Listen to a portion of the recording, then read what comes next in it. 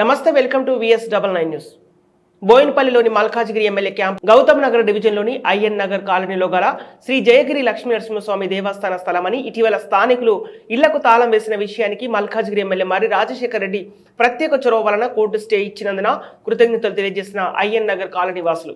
ఈ కార్యక్రమంలో స్థానిక కార్పొరేటర్ సునీత రాము యాదవ్, సిద్దిరాములు, కృష్ణగౌడ్, పిట్టెల నందు, గౌతమ్, సత్యనారాయణ, కృష్ణ, షేక్ అహ్మద్, కుసుమ, రేణుక, స్థానిక కాలనీ వాసులు తదితరులు పాల్గొన్నారు. ల్యాండింగ్ క్వశ్చన్ ఏ రోజు వాళ్ళు దీని మీదకి వచ్చిండ్రు మీకు తెలుసా? మీ దగ్గర రికార్డు ఉందా?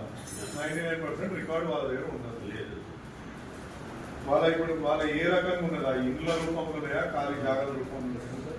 మళ్ళీ మీ ఇక్కడ మీరు ఇంతమంది కమిషనర్స్ అంటే ఈఓలు వచ్చిండ్రు.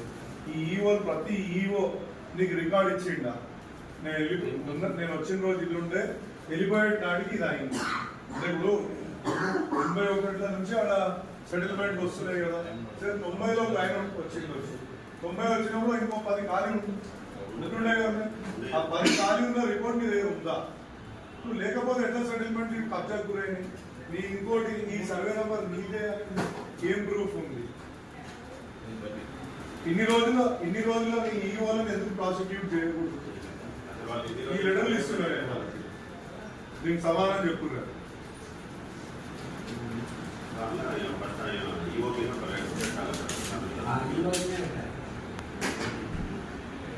నేను అవసరమైతే అంటే అది పెట్టాలా వద్దా అనుకుంటున్నా కానీ వాళ్ళ పెన్షన్ కూడా ఆపులని పెడతాం.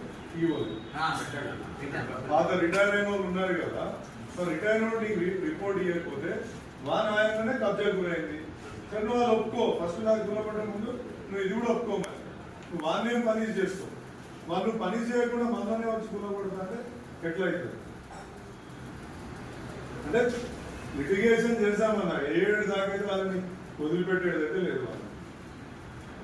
వాళ్ళు బీసీ కమిషన్ పెడుతున్నా, ఢిల్లీ SC ST కమిషన్ పెడుతున్నా. SC ST కమిషన్ పెట్టి ఒక ఎస్సీ దళిత వ్యక్తిని ఇంట్లోకి ఉన్న ఫలాన్ని బయటికి పంపిస్తే ఆ వ్యక్తి హక్కులకు భంగం కలిగించిన అధికారులు అని చెప్పి వాళ్ళ మీద కేసు కూడా పెడతామని వీడి దాకా పోతాను నేను. ముట్టుకుంటే ఇన్ని రకాలు చేస్తాం. మీ ఒక్కటే రాజకీయాలకు అతీతంగా సహకారం అందించండి. ఎవడో చెప్పిందంటే బయట ఇస్తే ఇది కాకండి. జరసేపు ఓపికతోటి మనం ఏం చేయాలి? మనం SC ST కమిషన్ కూడా పెడతాం. దళితులు బీసీలు కూడా ఉన్నారు కదా, బీసీ కమిషన్ కూడా పెడతాం. హ్యూమన్ రైట్స్ కమిషన్ కూడా పెడతాం.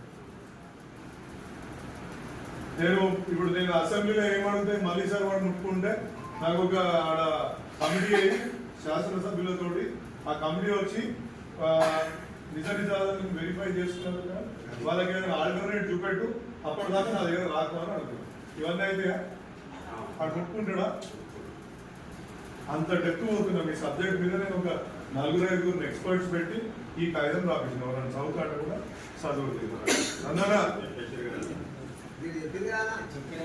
చెప్తున్నా, నేను ఒక మాట చెప్తున్నా.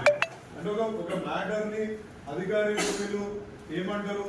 మా కాంగ్రెస్ వాళ్ళ నుంచి ఒత్తిడి ఉంది సార్, మేము అధికార పక్షంలో ఉన్నాం, బీఆర్ఎస్ వాళ్ళకి ఎమ్మెల్యే చేస్తాం అంటే అది ఇనేటట్టు చేస్తాను.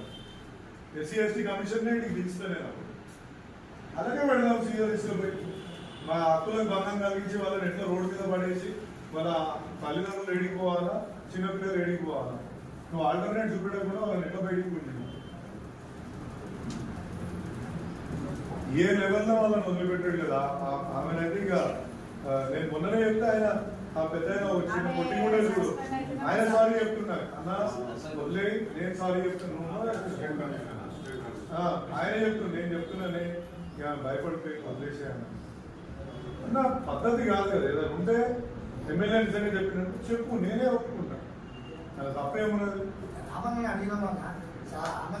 ఫోన్ చేస్తుండే, ఫోన్ లేపుతలేదు. ఆమె చూస్తున్నాం, ఫోన్ లేపుతలేదు. బేబీ గారు ఉండండి, మీ దిక్కు చేయి పెడితే అలానే 7 తీసుకుపోవాలి, 6 తీసుకుపోవాలి. TRJలో కూర్చోవడం